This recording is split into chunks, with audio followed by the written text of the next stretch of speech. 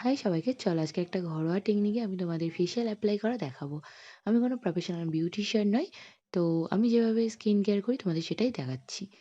তো একটা চারকোল নিয়ে নিয়েছি, আর চারকোলটা পুরো মুখটা ভালো করে লাগিয়ে 10 মিনিট রেখে দিয়েছি। তারপর দেখো টেনে টেনে তুলতে হচ্ছে, কি লাগে। তোমাদের যারা লাগা থেকে মুক্তি পেতে চাও তারা জল দিয়ে ধুয়ে নিতে পারো। সেকেন্ড স্টেপে আমি একটা এবারেতে স্কাবার নিয়ে নিয়েছি। তোমাদের কাছে যে স্কাবার থাকবে তোমরা সেটা দিয়ে মুখটা স্ক্রাব করে নিতে পারো। এমন করে মুখটাকে ক্লিন করার চেষ্টা করো যতটা তোমরা পারো।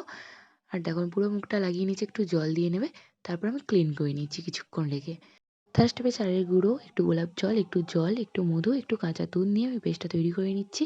অ্যান্ড মুখের মধ্যে লাগিয়ে 10 মিনিট রাখার পর আমি ক্লিন করব।